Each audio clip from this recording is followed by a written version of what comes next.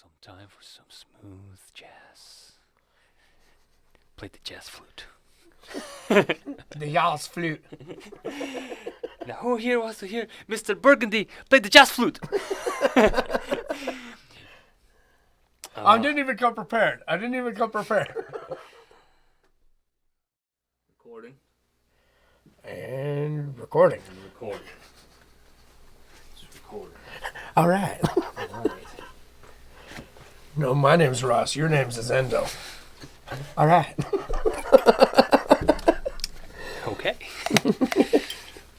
Rossum. Missed that dude. I always knew I was a terrific marksman. I wonder if we'll ever see that guy again, man. Besides just digitally online every time now and then when he posts pictures of him in his truck out in the middle of nowhere. Right. Oh, Mr. Buds, man. Now Buds is gone. Mr. Bubbins. Buds. Buds. Thor. Right? Man. The non-human members of the group. You know what I'm saying? Well, it makes me think about my dog, too. Like, when your dog was gone and Ross's dog was gone, I was like, oh my God, I can't even. How am I going to handle that? I'm so attached to my dog. It is a crushing experience, brother. Like, they take a piece of them with you. It is crushing. Well, I went through that when I was little, so I was like, I've always avoided that. Yet still, I still wanted a dog no matter what. Oh, yeah. But, anyways. Enough about the sad shit. This is depressing. This is so sad.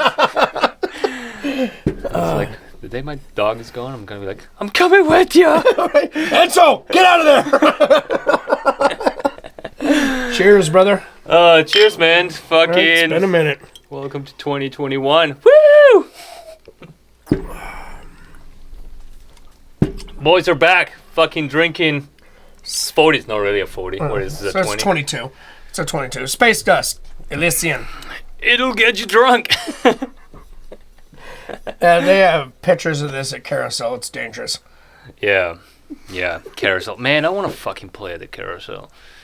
I almost want that to be our first venue when we come back. When it lifts and we can play shows again. It's like, let's fuck up the Carousel, bro. Linda! Man, do you think we're going to fucking be able to play again? This year? The thought depresses me so much, I almost don't want to talk about it. Yeah. I can say all I want up and down, I wish, I hope, I wish, but... Well, when you put things into perspective, in retrospect, when this whole thing started almost a year ago now, a month from now is going to be a year. Here in 15 days, because it was on my birthday, the day after my birthday is when the pandemic started, or the shutdown started. And then there was a hunker down, and then things opened up, Coots reopened, and they started having shows. And they were able to squeeze 2 shows in there before they shut everything down again. The ultra hunker came in. Right. Because I remember that there was a metal show, and then we were supposed to play a week after, or 2 weeks after that. Boom, shut down. And then it's no music live. Well, it was no music live allowed. And then after that, that's it. It's been like that ever since. You know what they said? They're no. Enzo, Ryan, and Brian, y'all don't get to play. Y'all don't get to play. Well, so in retrospect, it's kind of crazy that they were even able to, have a fucking live show after the whole hunker down pandemic, because now it's they're having nothing. Can always go see the Cowboys at the fucking Willowa. Every weekend. Anyways, man, cheers, man. I want to play. I don't want to watch. Exactly. I want to play. So, like I was saying, let's not talk about pandemic shows. I think we hammered that subject to fucking death. I think we've kicked that dog. Yeah, I think at this point, I kind of want to focus on, well, not really focus, but maybe talk about something else that is more relatable to a lot of people, especially musicians that gone through what we've gone through. We went from being young and irresponsible and just to a point, reckless. You and I have always been very responsible as far as keeping our bills paid and keeping a roof over our heads, even as when we were I don't know, when did you move out of your parents' house? At what age? 18. Yeah, I was 18. 18. Yep. It was my senior year. I turned 18, and by the end of the year, I was out of my parents' house. Right. I've moved out twice before 18 for like a few months, came back to my parents' house, but I was completely out by like 19, 20 years old. Yeah, that school year though, like even though like my stuff was all at my parents' house, I wasn't really there anyway. Right. You know what I mean? Like I was staying at my woman's house at the time. I was staying at friends' houses. I basically would come home 2-3 times a week. You know, there at the end of the school year, I was basically not home anyway. And then my mom laid down the ultimatum, and she was basically like, "All right, well, you're not basically," because I was fucking off. I didn't care at all about any of my grades, and by the time I did, it was too late. You know what I mean? Like I had to go to save the following year to make up the credits and whatnot, because there was nothing physically I could do still at Diamond in my senior year to graduate that year. There was nothing I could do. I had fucked off enough of my credits where it wasn't going to happen. And my mom was basically like, well, you can get a job and start paying rent, or you can find somewhere to go. And at the time, in my immatureness, I was like, well, I'm not getting no goddamn job and paying you. I'll find somewhere else to go, and I'll pay my own rent. If I'm going to do that, I'll find somewhere to go. And that's basically how that went. In 18, I've never turned around and never went back. But did you finish high school? Did you graduate? I've got a GED. Okay. Based on my credits, because I know it sounds weird, but at the time when I did save the following year, and my ex-girlfriend of years and years and years showed up at save that year, and there was nothing but bullshit high school drama the entire time I was there, lies and rumors and all kinds of really stupid stuff, and I ended up just leaving, and I ended up just doing correspondence a couple of years later and getting my GED. Huh. So I'm not proud of that. I'm not proud that my high school education is a GED. I'm not. But at least I've got one. You know what I'm saying? At least I've got...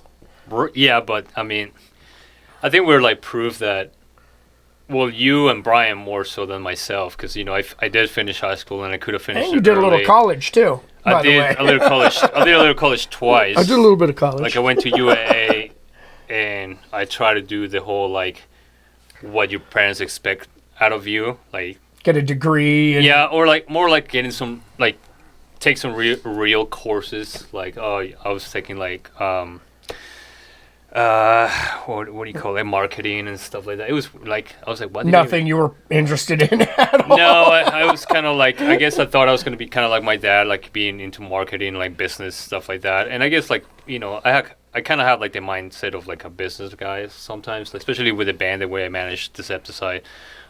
Like the way we turned it into a business. Yeah, how the band pays for itself as opposed to us always having to buy things for it. Yeah, before that, I always had a mind for that. Even when I was young, like I was about like making money. Like sell things and like figuring out a way to make money.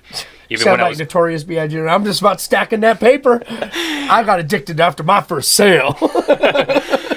No, dude. Like when I was like in like middle school or like elementary, or when I was little, like I used to go to school and like bring like a bag of chocolates and like fucking I would sell it to like my fucking you hustled to my friends, and I would like make money, the money that I spent on the bag, and then I'll make some profit out of that, and so I'll go back to the store and buy another bag of fucking chocolates, like those fun size fucking I would like make money like that. Or when I was in high school, I would go on eBay and buy a bunch of like the Razer Motorola cell phones, like all these like Chinese fucking, from like a Chinese fucking seller. Cheap rip-off Chinese ones. Yeah, I bet. But I mean, any cell phone that would take a SIM card, so I would buy a bunch of those phones and then I would just make money out of that. So like I was, Jesus Christ, hustling. I sold weed in high school. Of course. I mean, you're in Alaska. That's what you do. You fucking sell weed, man. So. Well, one of my really good friends at the time during high school, his brother had a grow in one of his apartments. Try not to lean on the table, because like you move the cameras and shit. Okay, I'm sorry. I'm sorry. Jesus Christ, man. I'm sorry. I'm so sorry. This is not your first podcast. I'm so sorry.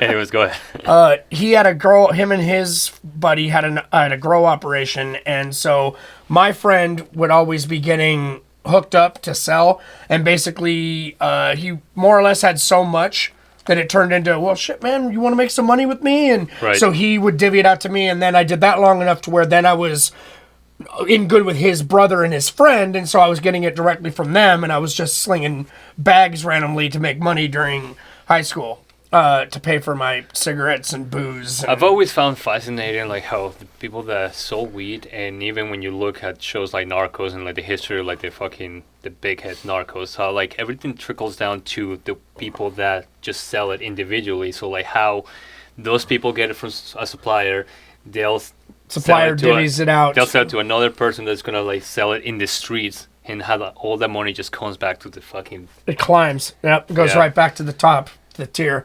I find that fucking crazy. Anyways, getting so fucking off topic. Which it's cool, man. That's So yeah, I sold weed in high school, and I was like, let's talk about our childhood. Yeah, I was fucking a hustler. I'm like, I guess that's kind of a thing. you hustle. Oh, You I hustled hustled chocolate. counterfeit cell phones and chocolate. I hustled drugs. Where to go? Well, then drugs. Now fucking. There's a fucking store in every corner. now every neighborhood has a Dispensary. couple of them. That's funny, but I mean, kind of what I want to talk about is because both you and I, musician, metalheads, and everybody sees that of us, like, oh, the guys in DECEPTICIDE, but it's like we have kids, and it's like, it's crazy how being a musician and then we lived a lifestyle for like almost 10 years before we had our kids. Or I guess before that, you know, because Seps has been together for 13 years. My oldest kid is 10. Your kid is 10. Yeah, he'll be 10 tomorrow. He'll be 10 Tomorrow this year. That's right. Yeah, tomorrow no, is his 10th birthday. crazy. Right? 10 Double years. digits, bro. I know, man. I can't believe it. I'm turning 10 October last year, and it's like, she's 10. It's like fucking 10, dude. And he always texts me back, like, especially that. It's a special number. It's like 10. You go back 10 years ago, and you think about it, they were born. It's like where we were at the fucking moment. But most important, what that means and like what makes you think about, which for me was like my own dad. So like you become a dad, and once you become a dad, makes you think about who your dad was and like what your childhood was and like how. We also share that. Basically, just wanting to be way better than our fathers were. Right. We both had that motivation as fathers. So yeah, kind of like you know, what was that like for you? Like what was young Ryan? What was your relationship with your dad? I know that your dad passed When I was 7. So like how was that like before he was gone? From what I can remember of my dad, he was, of course, like I said, I'm on a line of musicians. My dad was a musician. His dad was a musician. Mm-hmm. My dad, everything was either related to music or joking around. He was that friend dad until I fucked up, and then, you know, of course, got my ass whooped. You know, but yeah, he was the friend dad. He was like always playful, always joking, always. He'd walk into a room and he just wanted everybody in the room to smile. So he would, you know, do it. Yeah, I know. He would do anything he could to make everybody in the room feel good. And for as long as we've been friends, I don't really know your mom, and I guess you don't know my mom. Not really. I mean, No, you've been around. Likewise, very few times. we've met each other's moms and Right. we've been around it, but we don't like. Yeah, you can say like, oh, I see where Enzo gets like my attitude or like my looks. Even like I don't never obviously your dad but even your mom. Like I never been around your mom. I don't even think have I ever met your mom? Yeah. We threw a birthday for Xavier at her house. Oh, that's right. Yeah, Went to her house. You've met her. But yeah. dude, we've been friends for fucking 14 for years. So long, dude. I've seen your mom once, and I can't even picture her. Yeah, and I think So my apologies to Meg. I think I've met your mom 3 times. Yeah. In the span that we've been friends, but Yeah. but then again, when we started out, we were trying Is it the to. same when you talk to your mom about us?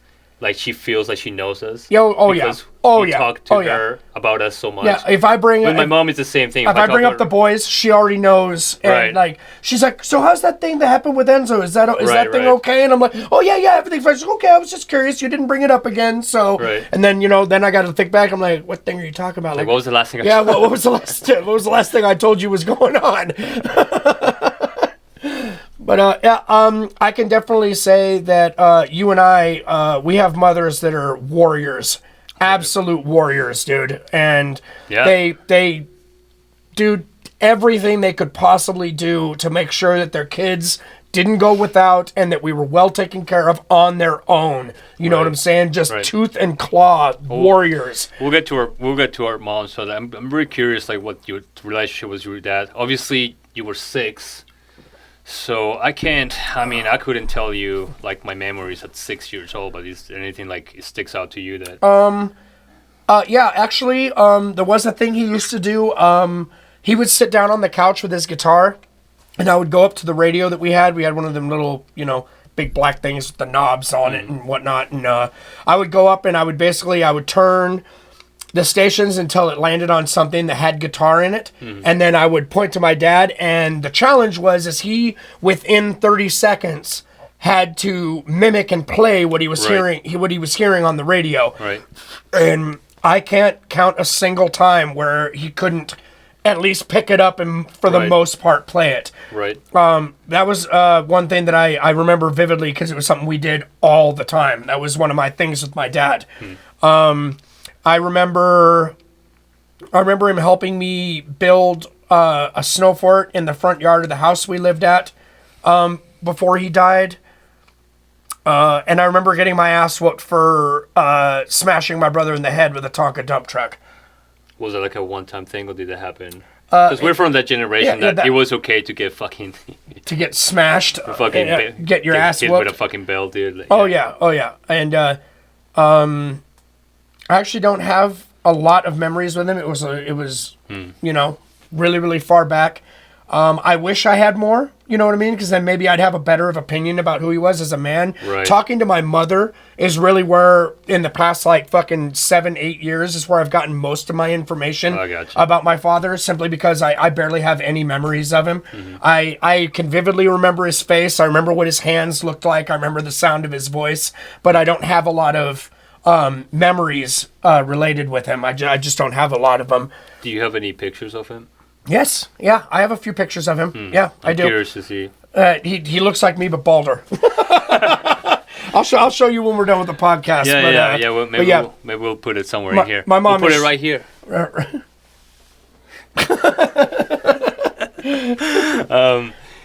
Yeah, that's okay. That's cool, man. Fucking, I've always been curious. Like that must have been really fucking hard to lose your dad at such a young age, and then from there on, all you have is your mom. For me, I didn't lose my dad, but he might as well had been gone. I grew up with my dad never living in our household, and when you grow up like that, you think that's normal. But of course, all your friends have their dads who lived in the same house because that's how it's supposed to be, right? Dad's supposed to live here. So yeah, I always like grew up like thinking like just wondering like why does my dad doesn't live with us? And it was and I always knew that he had his own apartment. So sometimes we'll go to his apartment. And like even as when I was young, I would be like, well, I guess it's because of his work or because he's a logical reason. Yeah, you try to rationalize things, be like, oh, even when you're little, you try to be like, oh, maybe because it's closer to his work or he's gotta be working all the time, so it's just easier for him. And to like when you grow up, you're like, oh, that's bullshit. That was completely fucking horseshit. I hope that's not what he was telling my mom, because that's bullshit. No, and like you were saying about our moms being warriors, like my mom had to basically raise myself and my brother on her own. And my mom, do you know how old was your mom when like she had you? My mom is 60 this year, so she was probably around 20. Yeah, early 20s when she had me. Yep. My mom had me when she was 17, dude. And now imagine when you were 17, we were probably still in high school. You imagine having that fucking kid in high school? I was not mentally capable of having a child when I was in high school, bro. It's like every time I really sit down and like think about it for a minute, you go like, whoa, dude, that must have been so fucking hard. And then you kind of circle back to your fucking dad and you're like, and where the fuck where were you, asshole? Like you get and I'm the youngest one, so like she had my brother when she was 16, so it was like back to back. My brother was... It's like me and my brother were a year and 3 months apart, back to back. Yeah, so, my dad was never really around like that. My memory was just seeing him every other month. We would go on vacations, like, in the summertime, or like whenever vacation time was for us. So was he like kind of like the fair weather dad? Like he would pop in when it was time to do something fun and scoop you up and take you on trips and stuff, but like never helped with homework and never No. never did actual dad stuff. No, he didn't get around to do that until like I was leaving Colombia in 2001. So, and by then my mom was already living here, my brother was already living here. So, but so. Do you think it was like a last ditch effort to try and connect with you before you left? You think? Kind of. I mean, he was kind of forced to at that point. I mean, I don't know if he was forced to, but like my mom basically when she left, she was like, "You need to look after him," because I was staying with my grandparents, and God bless their hearts, and they took care of me, but they weren't really paying attention to what I was doing. I mean, that's when I became like I was smoking cigarettes. That's when you started hustling cell phones. No. This was when I was hustling like chocolate bars and shit, and fucking candy and shit. Like, yeah, this was when I started like learning about like making money, because my grandparents were didn't just give you any. So well, they gave me a roof over my head, and they would give me money for like for the bus and for fucking lunch, and I would go to I would take the bus to school, and then and that was pretty much it. There would never be like, oh, here's fucking money for the weekend, because I wanted to go see my friends who live like in across the fucking freaking city. Yeah, where I'm from, like the capital is so fucking big that, but at this time, I'm 14 years old, man. I was like taking the bus by myself, 14, 15, 16 on years an old. hour and a half bus ride across the city. Just to go fucking skate with my friends. Just to go fucking see my friends, and like I never had money, so like I started trying to like fucking hustle at school. Real quick, back it up just a little bit. Explain. I mean, I know the story, but why don't you explain why you had to travel so far to see your friends? Because you lived near them at one point. I mean, if you don't want to talk about it, no, it's not that. It's like the way I grew up, I was always fucking moving, and it was always because of my dad. Because we would live, it's very common in Colombia to live in a gated community. Mm-hmm. Here, that sounds kind of like a rich kids thing, like, oh, you live in a gated community. It does. You here. sound right. Yeah, Over really there, does it's here. not. It's really fucking normal. common. It's very common. Most neighborhoods have some form of gated community. So it's like a bunch of buildings and it's gated. And then, so when you grow up in this little gated communities, obviously you become friends with the people that live there. So growing up, like every other year to every 3 years, we would just move from one gated community to the other, because my dad would be like, because he wasn't around, he would also miss payments on their fucking rent, and we eventually would get evicted. To move. And I went from like a high social class to like I used to go to a private school. I used to go to private clubs. I mean, when I was like little. Right. So like my school wasn't even in the city. It was like in the outside of the city. It's like, let's say like Anchorage, like my school was like in fucking Wasilla, and like those were the private schools outside of the main main city I would go bubble. to those places, and I would live in like gated communities that were really nice and nice parts of town, and we kept moving, and it was always like decreasing our level, like our status. Like our dad would just keep putting us. You downgraded every time. He was downgrading us down, and I don't know if this is why, but like my dad had a lot of families. My dad had like multiple families at the same time, so that's one thing. My mom, she was naive, but not stupid. Like she really loved my dad, so she put up with it a lot. I remember when she talked about the things that happened, she would always say, like she would tell herself, it's gonna get better next year. So every New Year's Eve, she'd be like, "This year is gonna be better. This is gonna be our year. It's gonna get better." And the time will just fucking roll. And like my dad was never around. He never lived with us, till eventually my mom was like done with him. So when she was done with him, then my dad really turned his back on us. So we had to leave. Once your mom basically said, "You know what? I'm not playing your games anymore." So the last gated community I lived at was probably the longest time that I lived at a one place. And that's where I created like that's what I would say I would call my childhood friends, and that's where like Godfather in my wedding, David, that's where he comes from, because he's like I grew up with, he's like my best friend in Colombia, Ryan, not here. A motherfucker, I invited you. No, look at me like I didn't invite you to my wedding. Ryan, please, will you please just quickly get a ticket to Colombia and come to my wedding, please? Granted, I gave everyone like a month notice. Like, hey, I'm getting married in a month. In Colombia. It was like 3 months, but anyways. In Colombia. So basically, when on the last gated community we live, my mom breaks up with my dad, and my dad just stops paying for everything. Just doesn't. Stops talking to you guys. It stops paying the rent. Cuts stops himself paying the from school. you. So we get kicked out from school. So no more private school. So now we gotta go to a public school. And like I realize it sounds pretty fucking like, oh, you poor thing went to a private school. Like, but look, man, like it's a fucking big change for a kid that's used to like a nice school, a group of friends. When you go to a fucking public school where now you're with the fucking crowd. Now you're with fucking like lower class.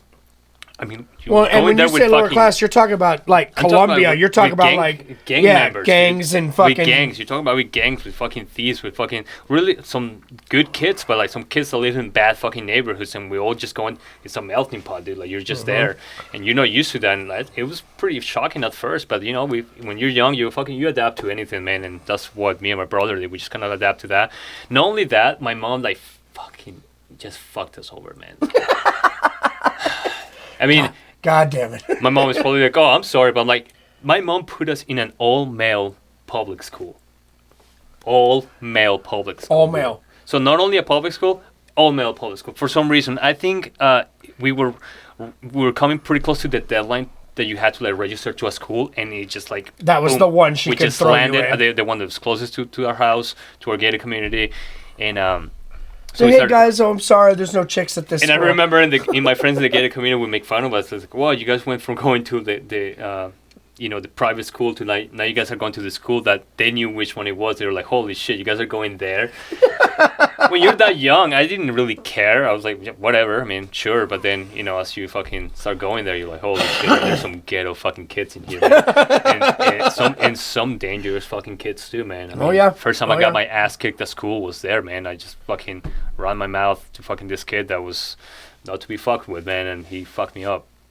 And anyway, so yeah, my dad kind of just disappeared, and then eventually we get evicted from our gated community.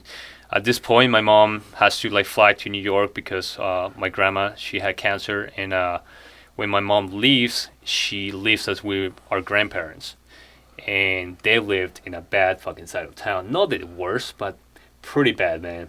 Pretty bad. And this is like almost an hour, maybe 45 minutes from where I used to live. So like every weekend, it was like, I didn't really have friends in this neighborhood. I eventually made some friends.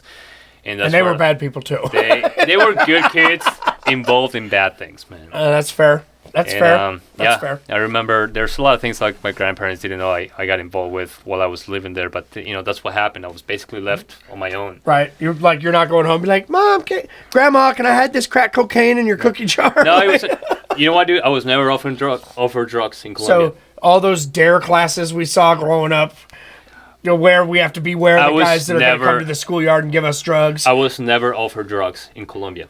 Not once. But mainly because the friends that I made, I always made it fucking very clear. I don't fuck around with drugs. Don't bring it up to me. Don't even bring it up. Don't do it around me. I don't want to know about it.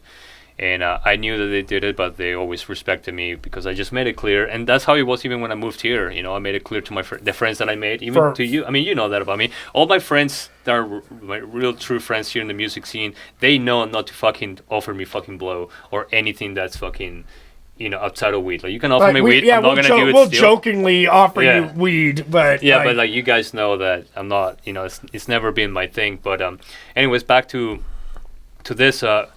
And so now I'm ready to fly here, or like to try to fly here. I don't have a visa, so I can't even fucking come here.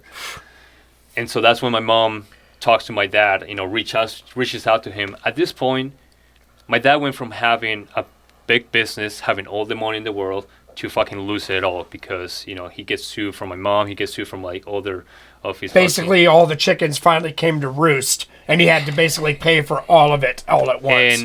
And my dad had a gambling problem, and that's why I don't fucking gamble at all, because I know the story of my dad. My dad lost everything, So not only from getting sued from child support, but he was a big gambler. Was it man. like he lost everything like at a table, or was there like loan shark stuff involved? Everything. Where he owed like Everything. a really bad Yeah. man some money. Like he went to jail for owing so much fucking money. Whew.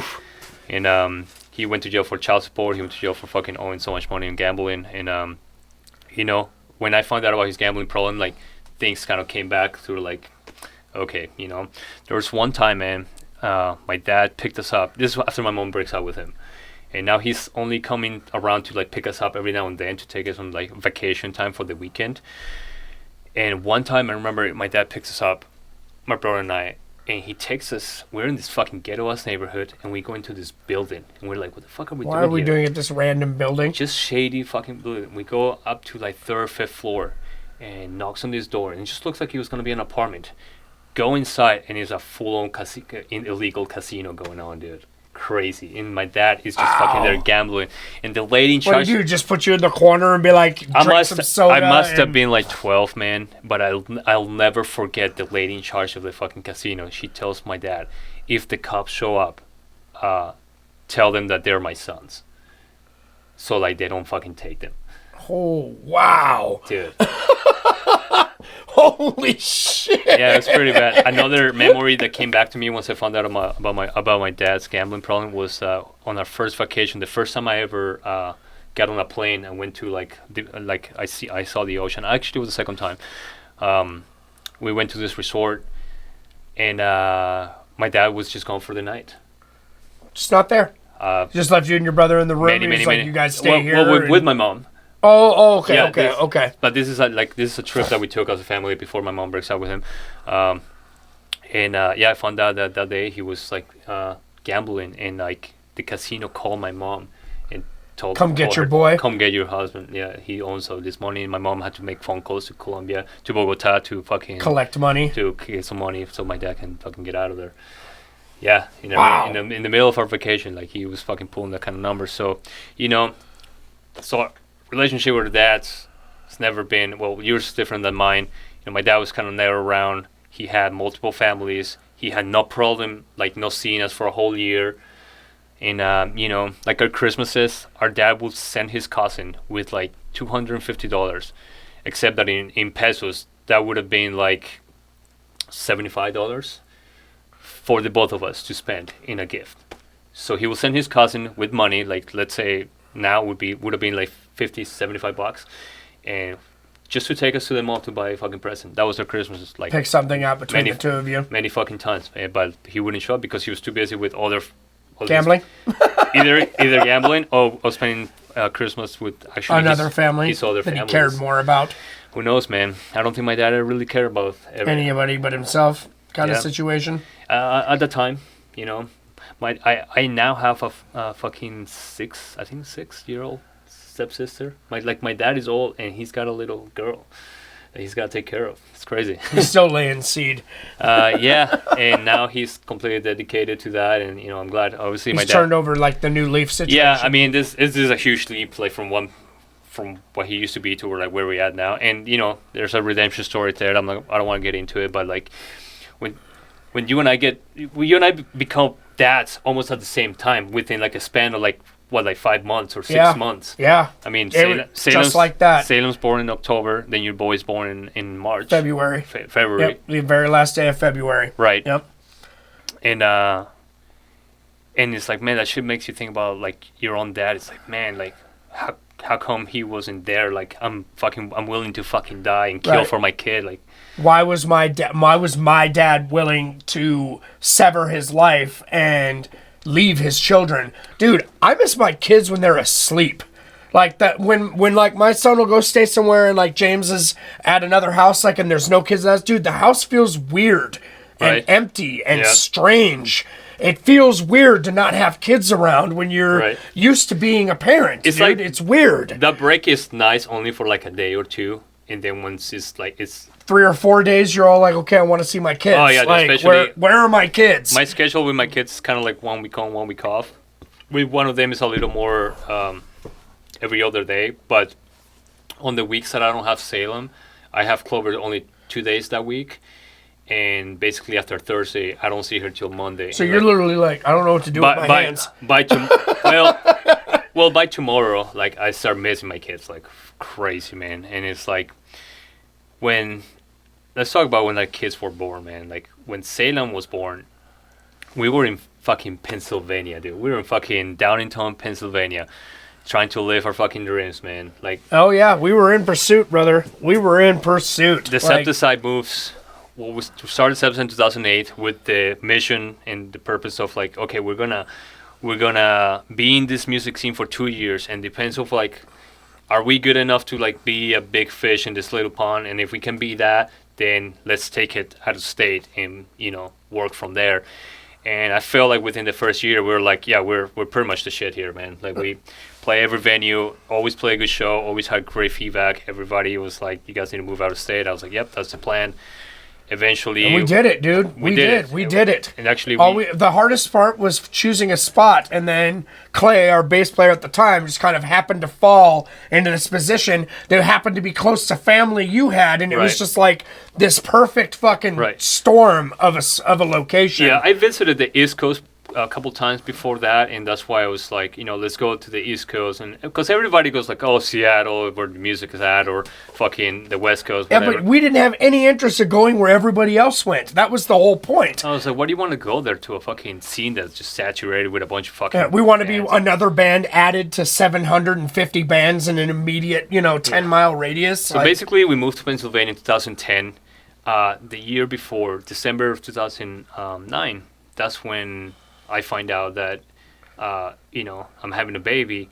And our guitar player, Adam, months previous to that, he had found out that he was having a baby. So he was actually the first one. So the first guy... He backed out of leaving completely because He backed out completely. He was like, I got to stay. I can't do it. And then we were like, obviously, you can't get mad. Dude. You can't get mad at the guy. And we get it. And then basically months later, I was in the same spot. And I felt like I can either do what Adam did, or I can fucking push and like make this work. I was like, I have to make this work. And I was, at first I was like, I feel like if I don't quit and I don't do this, then it feels like I'm not doing the right thing, just like Adam. I felt like, Adam he thought he was doing the right way. I'm sure, obviously, we all did the right thing at the end of the day. But for me, it wasn't like doing the right thing or the wrong thing. To me, it was like, if I don't do this, I'm not going to have resentment towards my kid. Maybe I'm going to have the resentment towards, like, my partner at the time. Or, like, I was going to have resentment towards myself more than anything. I was like, if I don't go and try it and make it work, even with a baby on board, I was like, I have to be able to say to myself at the end of the day that I tried and it didn't work out. But I put the effort in. But I try to do it. And, I try to tell my kids that, like, like, no matter what, like, you always got to try it. Things like, don't just say no, I can do it when you haven't even tried. So it's like, if I see that you at least tried and it just didn't work out, I'm like, okay, let's move on, let's get out of here. Or like, you don't have to keep trying that, or don't eat that because you didn't like it. I was like, at least try. Yeah, you at least got to put the effort in. And I was like, okay, well, I'm gonna keep going, and I'm gonna. It's kind of hard not to talk about this without like mentioning like my kid's mom and like how things happen, but without like bashing without putting too much out there. Basically, the plan was for her just to move with me. I mean, she had plane tickets and everything, and towards my flight date, which was March, I told her, I was like, I think you should cancel that plane ticket. So it was my call. Have the baby, and then we'll talk about you moving. Because our plan was to move with Clay, we're a bass player who was already... That's right, and you found out that Clay didn't have anything set up for us. So what happened was, our bass player moved first. He has a killer job because he had a fucking spot at the biggest fucking brewing company in Pennsylvania. And when he was down there, he would talk to us. I mean, he moved... We had a date, a moving date, and he... fucking moved 5 like months? 6 months. Yeah, 5-6 months before we did. Before that, because there was a spot open, so he applied for it and he got it. So he moved first. Jumped he kind of put the pressure on us to like either move faster or like at least move on the when we said we were gonna do it. But once he was down there, man, like he would not stop calling and saying like it's gonna be awesome here, guys. I can't wait for you. I'm to gonna get have here. jobs for you guys. You guys have a place to Supposedly, stay. we left Anchorage thinking that we all had. Well, we were going to leave Anchorage thinking we all had jobs lined up at this awesome brewery that he worked at, and that everything was already set for us. So when I found out that I'm gonna be a dad, I'm like, okay, well, we can still make this work because Clay has a job. He's telling me that he's going to have a job for me and he's got a place for us to stay. So, like, we're going to have a place to stay and we're going to be working so I can make this work. And, like, Ashley, she's obviously very smart. I was like, I know that she can still, like, find a job before, like, have the baby. Yeah. I was like, everything can work out. But towards fucking my flight, man, like, a month before that, I'm talking to Clay, and then he lets it slip. And then he's kind of like, well, I hope you guys find jobs. And I was quickly. like, excuse me. I hope you guys find jobs I was quickly. like, I thought you had jobs for us fucking lined up at the brewery, man. And he was like, well, it's fucking like, not like that. Like, I'm not the boss here. Like, I was the boss at the fucking 49th state. You used to be the sleeping lady. And that's where I panicked. And I was like, whoa, okay, so this guy... Okay, everything's already set in motion. We already like have we started selling all our shit. The tickets were bought. I had put in my. I had like 2 weeks left for work because I was gonna take the next month to like get ready to fucking fly.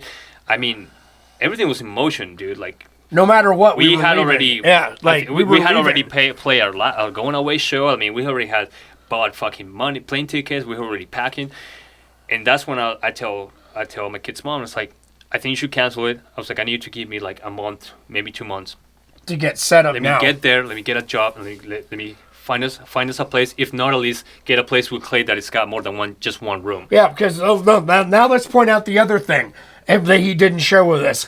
B, once you get there, he has a small 1-bedroom apartment, barely bigger than this studio that we're practicing and playing music in. Barely bigger. Barely. Dude. And so... Man, I'm going to try to skip ahead. So, basically, I get there.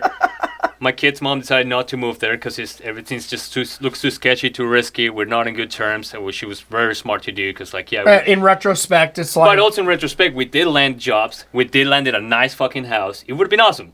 Yeah, at that point, yes. Yeah, but 6-7 months in, we finally got everything situated. When she breaks out with me, she called me in a spot where like I really couldn't say much. I had nothing to offer. I just had landed a good job, but we still didn't have a fucking house.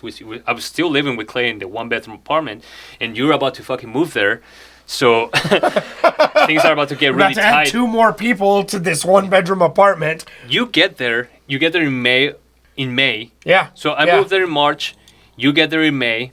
And then, like, a month later, you give me the fucking news that you're having a baby. Yeah, dude. Yeah. all of a sudden, I found out now. So, hey, I'm having a kid now. And now we're like, fuck, man, we're having kids. We're trying to start this band. Then Brian gets there in July. And as soon as Brian gets there, then we get the ball moving. So we all have jobs. Yeah. We go get a house, a killer fucking house. Dude. We have full-size basement where amazing. we have our fucking setup to practice. We could practice at any fucking time. And so this whole time I was like, but the whole time this is happening, my kid's still on my mind. I knew when the due date was. And, talking to my mom, I was like, I need to help me, like, fly me out there. Obviously, I'm fucking dead broke. I spent all my money getting down here. So, like, that was another thing. It's like, yeah, okay, I find out that my kid's mom's not going to move down. But I'm, like, also broke, like, completely. I spent all my money moving here. I spent my money buying a car and, like, fucking... Getting set up. Yeah, getting settled. And now I'm trapped. I'm, like, completely trapped. So...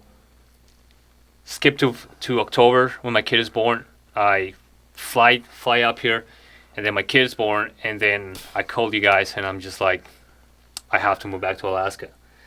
And dude, that moment always like makes me think about my dad. Like it was the hardest. Like because I was so angry about everything. I was so angry. There was a lot of things that happened with my kid, and that I don't need to talk about that on here. And there was a bunch of drama when she was born, but more than anything, it was like. The situation, what I just did, like for my kid, and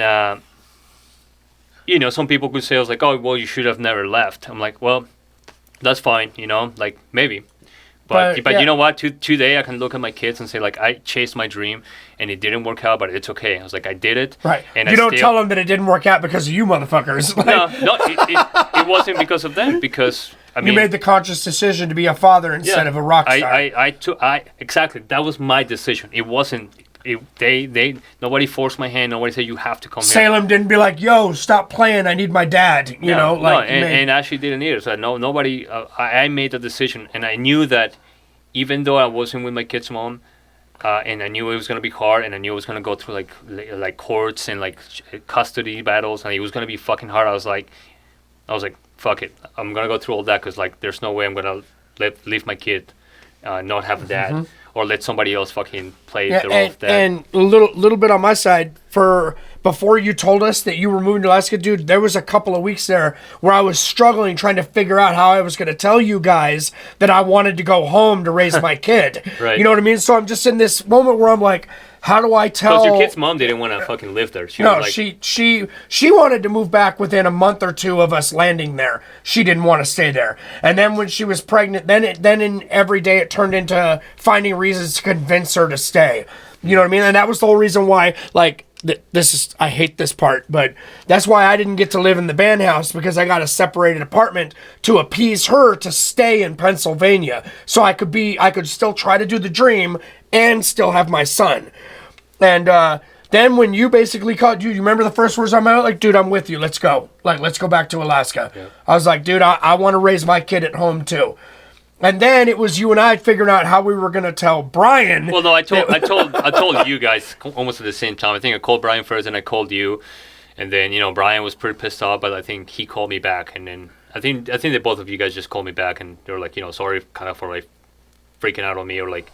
But he was like, no, you're right. It's like you gotta do what you gotta do. So you guys, at first, you guys were kind of upset, and obviously understand that. Like I made you guys like leave your lives here in Alaska and come. Hey guys, come chase with me. Yeah, let's chase the dream. With me. And then things didn't work out. Didn't plan out that way. And it's amazing how like Alaska just called us back. Like, dude, I tell everybody this. It's like a black hole, dude. Then it was your kid, and then it turned out like Brian's mom. She was not doing very well. She had cancer, and it was time for him to come back too. Like he had to come back. No matter what. Yeah. So like we got pulled back from all fucking angles. Every one of us got like literally. I tell everybody, man, Alaska has a gravitation to it. I think that's also why this band is so special, and like our friendship is so special, because like it wasn't that I moved back and you guys like, all right, man, like we'll follow you to the end. Like no, like life like pulled us back to all three of us back to Alaska.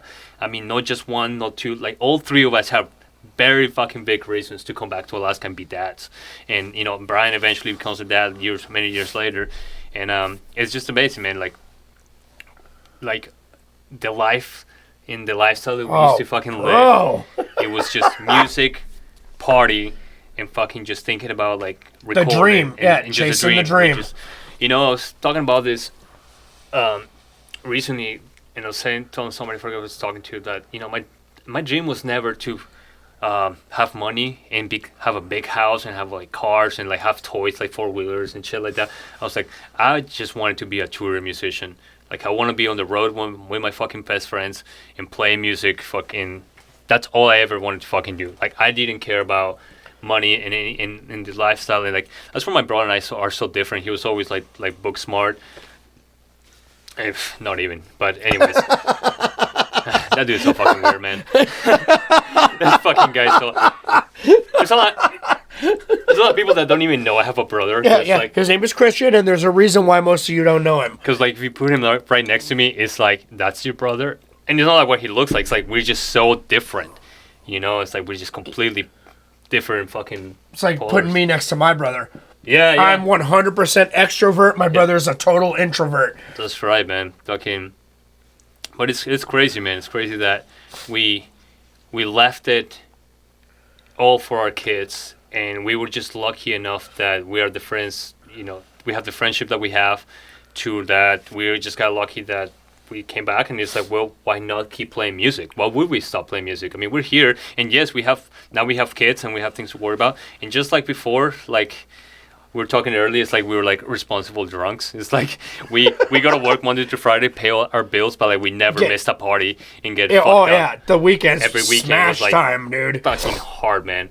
And then now our priorities were others. It wasn't just paying bills. It was like to be part of our kids' lives and create futures and but never forgetting that this is like this is part of us. Like I've gone through relationships after my kid's mom and I split up, both of my kids' moms, and it's always been very clear to anybody who I've been with that this is part of my life. Like I'm a dad first, but I'm a musician second, and those two kind of go hand in hand. They do, dude. I was like the work side and the bill side. It's like I have always taken care of those since I was in high school. So like I'm always been responsible with money and in many ways, and so that's always gonna be a thing. But as far as like being a dad and musician, like they're never gonna separate. So like you can't make me choose. Like, cause it shouldn't have to be that way. Like if somebody tells you like, well, it's either your band or your family, I'm like, no, it doesn't have to be that way. That's very selfish to do. I could never imagine telling somebody to leave who they are, because this is who you are. This is not a hobby. It's like you see in like some of the movies or TV shows. It's like for example, if a woman marries a football player, she falls in love with a football player, and then 10 years down the line, she's pissed off because he's a football player. Well, you need to spend more time. You need to spend more time at home. Why are you always going to practice? Like, you knew what you were getting into when you married him. That's right. You knew you were marrying a football player. Exactly. It's like, just like any woman I've been with, it's like, I'm a musician. And I mean, bless my current woman. She is so good to me as far as music wise. Hi, Sylvia. Yeah, we love you. She basically, as long as it's band related, she more or less be like, no, you need to go.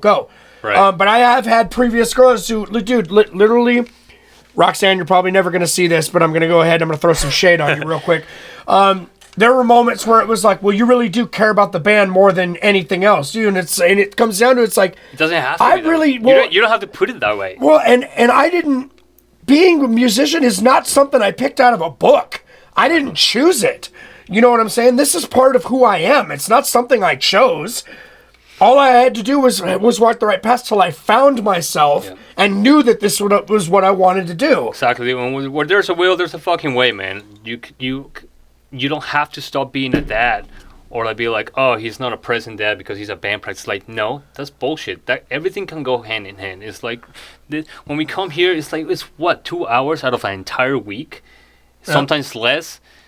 It's like, dude, you can make it work. Like, you don't have to give up your family or your kids for music. It's like they have to come and sing.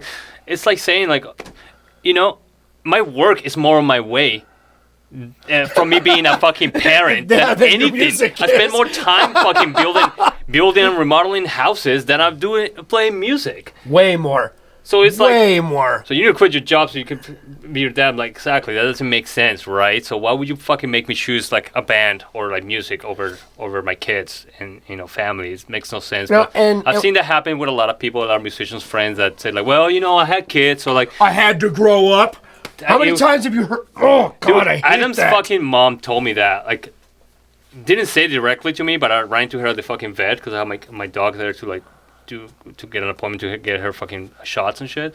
And I was like, oh yeah, I miss Adam. And then she was like, well, he had to grow up. And I was like, the fuck is that supposed to mean? I mean, he had to grow up. So like, I'm still a fucking child because I'm still playing in DECEPTICIDE.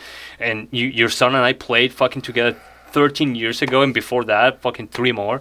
It's like, so what? I didn't grow up. Like, that was very offensive. But like, I think a lot of fucking musicians out there have that fucking perception, like that. Oh my God, I'm gonna have a kid. Sorry guys, I gotta quit the band. I'm like, man, I can't even. Maybe you're never a real musician, or you. If your heart was just thought really process, never into it. You weren't meant there. Yeah. That's like basically saying, it's like, okay, well, you got to keep your arm. Go ahead and take this arm. You know what I'm saying? Like, let me just take this arm and you'll be fine. You can live without your arm, right? Like, well, yeah, fuck it. I guess technically I can live without my arm, right. But I want my fucking arm. Like, I want both hands. Like, there's no reason why I have to live without one. Yeah, I wish more musicians, that, especially the ones that we had admired in the past, that we have seen just fall into that that pattern of like, oh guys, I gotta quit the band. I'm having a kid. So much, like, dude. Like, well, I had to leave music because it was time to be a dad, or I've got career now. I was no time for music, and it's like, if you really, really love it, there's always time for it. You can always, of course, man. Dude, count how many, anybody watching, if you're a musician who's quit now, how many times do you find yourself sitting on the couch just not doing anything? At that moment, you could be playing.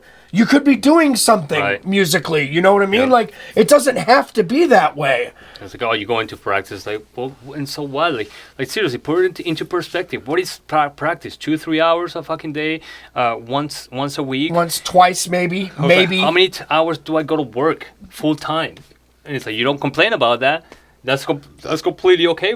And when you look at it, like, I know a lot of them don't mean it this way, but when you look at it like that, just like, oh, okay, so you support me doing that because it makes money for us. Right. Got it. So it's only important to you what I'm doing if it's benefiting you. Which I'm not saying, your wife, my woman, neither of them are anywhere like that. No, but you know previous women, you know what I'm talking about. No, but all women, really. I mean, if you're having fun without them, like, there's a part of them they're that jealous. is like, They're mad. yeah, go. And because in a fucking argument, it'll come up like, oh, well, you get to fucking go have fun with your fucking boys, motherfucker. I never go out and do anything. All you do, you get to have all the fun. I'm like, what? Bitch, why don't you start a band? You know how much fun you can have? Dude, the lifestyle change is so crazy. Like, no joke. Like, I'm literally using examples from real Decepticide experiences. We go from so crazy from closing the bars in Anchorage to driving to Wasilla, closing the bar in Wasilla, and then going back to a hotel room and drinking out of kegs till 10 or 11 in the morning. That's what we used to do. We don't do that now that we're parents. So we have made changes and sacrificed. I sacrificed my keg stands for you, kid. Not a single keg stand in 10 years. I haven't done a single keg stand in 10 fucking years. Not once. Not once. And bro, I used to do kegs. Boy, it's a keg stand, dude. Bro. We had a system worked out that was so cherry. It was so cherry. Dude, our system was so good. Dude, I will do a keg stand out of one of those little Heineken fucking little kegs. Able to keep your balance on a little Heine keg. Yeah, somebody had to pump it for me because I had to fucking hold on to that thing. Fucking A, man. We used to. Bro, we used to tear it up. Yeah. Or now that the company's gone, we can go in and talk about, like, to say that we didn't make sacrifices to be that is ridiculous. Closing the bars and then going back to the Sleeping Lady Brewing Company and drinking till 1 or 2 in the afternoon the next day. Looking back at that at my age now, I'm like, dude, that would kill me if I tried that now. How many shows we fucking played, closed the fucking bar, went to the fucking Sleeping Lady, 49th State, picked up a keg to take it to your house just to, like, have a beer out of it because we were so fucking tired. One beer. And we're like so fucking drunk, like, oh yeah, we're gonna party. And then full keg. Everybody, full keg. Everybody asleep on the couch on the floor. How many times? Fucking A, that, man, but being a dad is dads are very, very important, obviously. Well, and I've come to realize that becoming a dad, and being there for my kids, I think they, I know they love me, they respect me. I know that I've done a pretty good job with it. There's one thing I can take credit for. Like, it's like I can always be critical of like my guitar playing, my role in the band, my role at my job. Like, oh, I can be a better carpenter. I kind of suck at this and that. There's one thing I fucking know for sure. 100% effort went in. 100% certified, man, is that I'm a good dad because every decision that I've made was to be there for my kids to the best that I could, and I have parented to the best of my capabilities, and I've changed a lot because of them. I had this conversation too, how selfish I used to fucking be, man. Like, my life was always just about me. Like, if I had extra money, it was for me. Like, I would buy myself some, like girlfriends, like birthdays, I'd be like the cheapest motherfucker ever, dude. And I have done a completely 180. You always been really fucking generous since I've known you. Myself, dude, I've always been cheap and fucking selfish. Penny pinching. No, and that's why I own 20 fucking guitars, all high end. Right. Because I spend it on all the other fucking bitches. She doesn't need a ring. I need a guitar. I need a guitar. And I've done a fucking completely 180, man. Like, you know, I always take care of my kids, you know, make sure that they have like the toys and they have a good Christmas and, you know, they have everything. And every time somebody asks me, what do you want for your birthday? What do you want for Christmas? I said nothing. I was like, everything that I want. And it's like, sure, I always want something, but it's either really expensive or like, I just don't want you to spend the money on it. I want you to save your money unless you want to get it for me. Because you love me. If you need to, you know. Well, I know you can afford it. I'm not worried about you. You know how I am, man. You know how I am. But like, like when you say, "Hey, man, so I got a guitar, you know, on layaway. If you want to go throw some money at it, you know, like." Yeah, except that you didn't like it, and you're like, if you what if I just buy you a guitar that I like?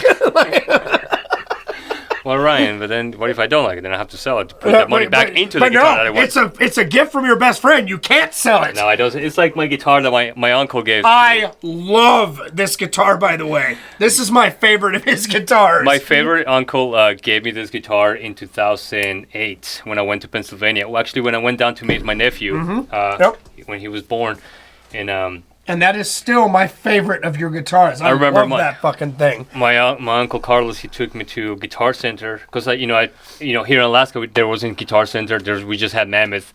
Love you guys, by the way, Mammoth. You guys are great. Yeah, not Forrest, talking shit. Tommy, thank you for the hookups and everything. Not talking shit at all. We love you guys. We'll always spend our money with you. But while I was down there, I was like, hey, can you like find which Guitar Center and take me? And he takes me there, and I've been eyeballing this and like fucking musicians friends and shit. And we walk in there, and there was two right next, same one, chilling, just there next to each other, almost like a beam of light. And yeah, dude, two. Imagine seeing two of these next to each other, and I'm just like salivating. And I grabbed this, and I was like, oh, and I tell my uncle, I was like, oh my god, I've been eyeballing this for like a fucking year, man. I've always wanted this. That's amazing. And he was like, oh, why don't you play? I'm like, and I was like, sure. Shy? But it's like, were you shy or? Yeah, but it's like, why play it and tease myself? Yeah. And he was like, no, go ahead, play it. And then we play it, and then my uncle did the most Colombian thing ever, which is this is what we do. We fucking try to bargain. You bargain for he tried to bargain with Guitar Center. He's like, what if I give you $550? This was like it was almost an $900 guitar, and I remember my uncle was like, okay, so how much so we can take it today? Like, and that's such a Colombian phrase. It's like, okay, so how much like if I want to take it right now? Right now, this moment. And like here in America, it's like, that's it. It's $900, bro. That's what the price tag is. Unless your homies with Mammoth Music, then they're gonna give you like their store discount. But when you go to Guitar Center, I mean, this is that's a corporate. This is corporate, man. You're not gonna get shit. And then they were like, none. And he was like, does it come with a case? And he's like, they're like, no. Could I get a cord? Can I get a guitar? What about a strap? Can I get a strap if I buy it today? Nothing. Like $900 guitar. That's what you. But get. I was fucking standing there like. Are you fucking are you trying to buy this guitar? And I was right like, now? yeah, let's take it. And I was like, he was like, I'll take it if you buy the case. I'm like, I'll buy the fuck. I will buy the fucking case right now. So broke, about to max out my credit card, but I was like, yeah, fuck it, let's max that bitch out. I bought the coffin case for it, and I remember walking in the fucking airport with a big fucking coffin case. Woo! Dude, like, yeah, it's amazing. I don't even know how we got to fucking the topic, but oh yeah, gifts and like being cheap, and like now I'm all about my kids. Holy motherfuck, dude! An hour went by already. It's already been an hour? It's been an hour and 10 minutes. Oh my god, we overshot. Anyways, so is this part 1 then? We got to do part 2? Well, I don't know. I mean, we don't have to fucking cut it. I mean, this edition was mostly to talk about our dads and, fatherhood as musicians, especially us metalheads. People that see metalheads and have this like, oh, these angry guys. Like, dude, like, you should see us at home with our kids. Enzo? My kids walk all over me. Do you see me as an angry guy, Enzo? Do you know how big of a fucking suck I am with my son? Like, all he's got to do is give the sad face and start water working, and I'm just like, God, stop, please. You get fucking hit in the mosh pit, and I have to punch that guy back because you wouldn't punch him back. Yeah, that's true. I think it was the On Earth fucking show that you got fucking decked in the face, and you grabbed this guy's like, motherfucker. And the guy was like still being aggressive. I'm like, motherfucker, leave Ryan alone. You don't touch my friend. That's my boo-boo. And I'm like, I don't know what's happening. Why is he so angry? But I'm telling you, man, one of these days, you've been friends with me long enough, one of these days, someone's going to do something, and you're going to see me snap. And all of this pent-up aggression that I never used. I think we're past that, man. I think when we were younger, and we thought about, like, oh, fuck it, let's fuck this guy up, or let's get into this fight. Now we're just like...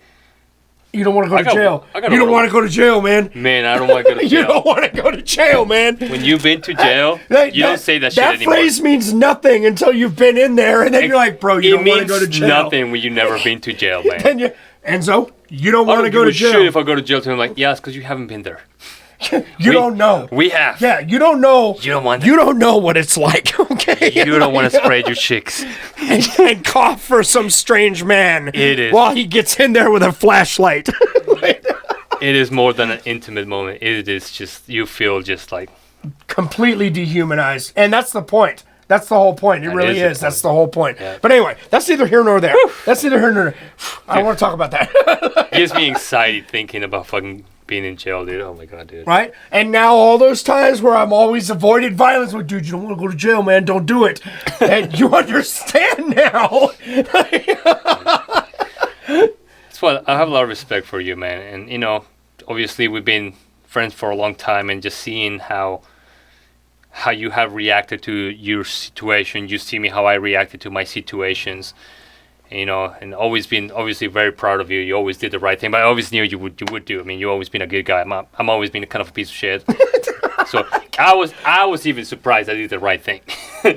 I will definitely say. Remember when I was in Pennsylvania and I came back, or before I moved, before I flew up here when my daughter was born, because I was gonna be here for 2 weeks when my daughter was born, and I was gonna fly back to Pennsylvania. Right. And when I don't know if you remember talking to you, I was like, well, you know, I guess I'm gonna have to be like, you know, a long distance dad, you know.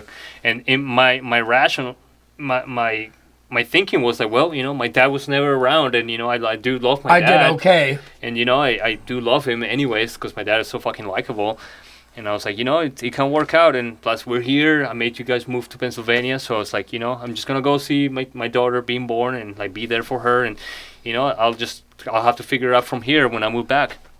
And when she was born, all that shit just went out the fucking window. Dude, it goes right out the fucking... And that's where I was surprised. I was surprised how I reacted because, you know, before I left to come up here when she was born, I was telling you, it's like, yeah, I'll be right back. I'll be right back. And, you know, we'll have to go... And at this time, and again, not to broadcast too much, like the stuff was going on between me and my kid's mom, you know, she wasn't really talking to me, so like I was kind of like in the dark for like a few months before that. And I remember you telling me, it's like, well, you know, man, like, you know, you're gonna be okay, but just come back, because like, you know, like it's gonna be like, you were pretty much telling me like you were supporting like my idea that I was just gonna come back and it was gonna be like a long distance dad.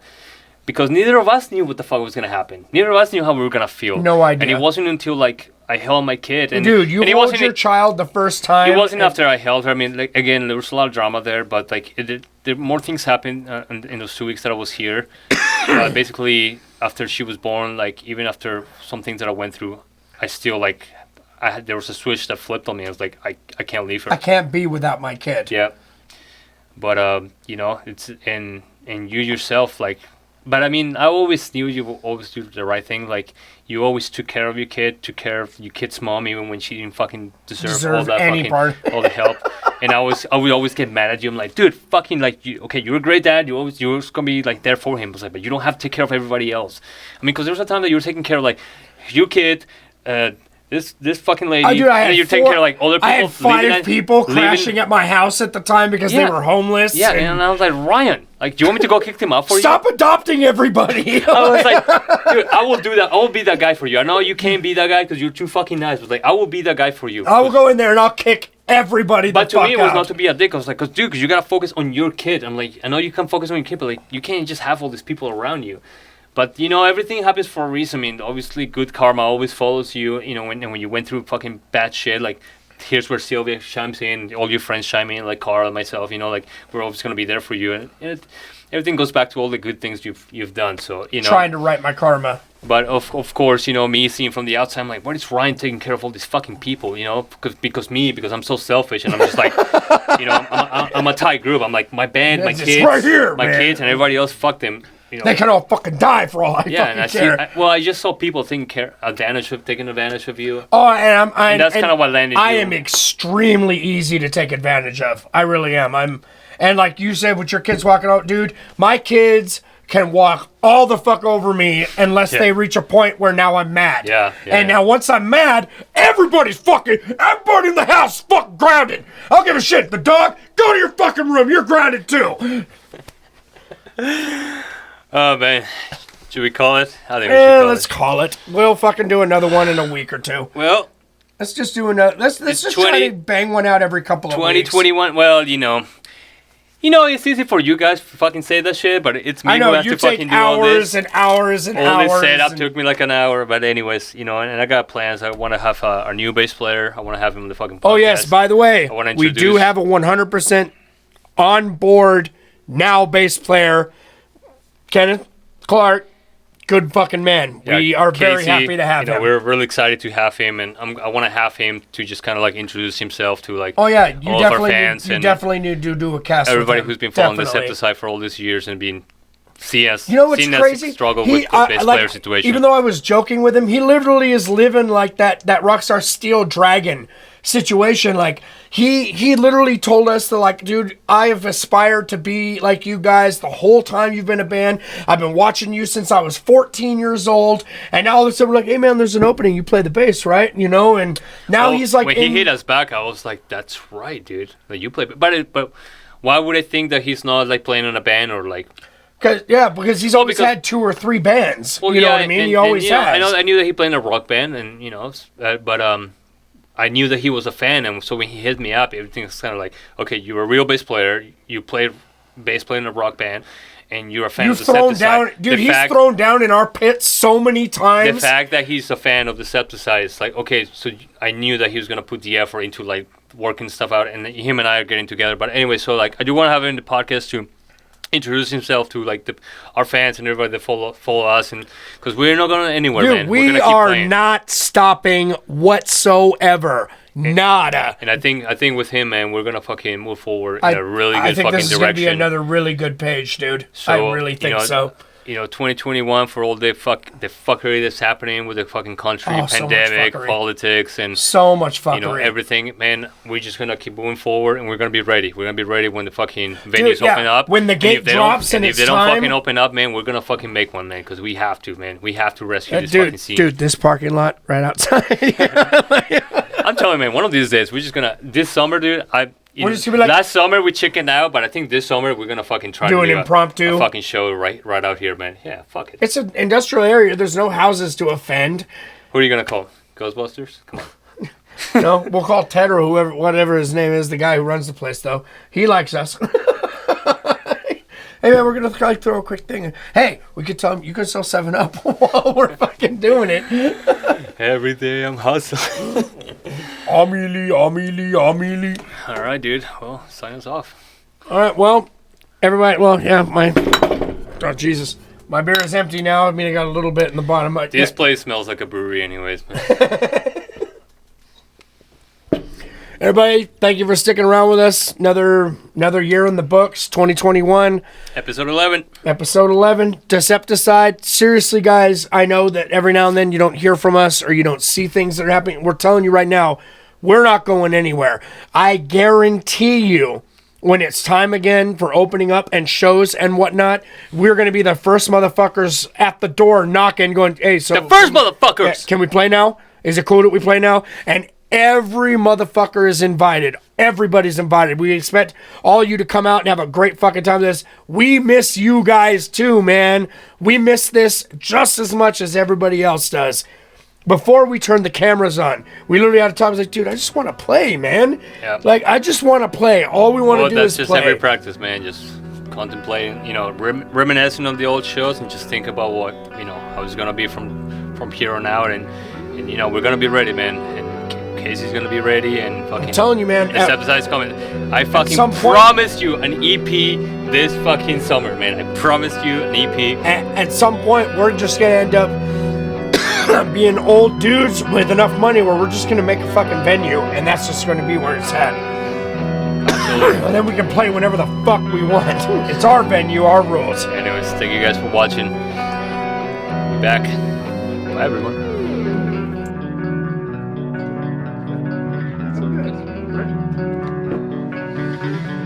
Yeah, dude. Fucking saved his bitch. Oh my god, it's almost 9 o'clock. 2-hour, 15-minute podcast. Right? It's supposed to be my son going into bed right now. Fuck. It's the fucking weekend. What the fuck, dude? Let me party. Oh yeah, weekend, 9:30. My son's an asshole, man. I don't think you understand the level of asshole because he's sweet in front of everybody else.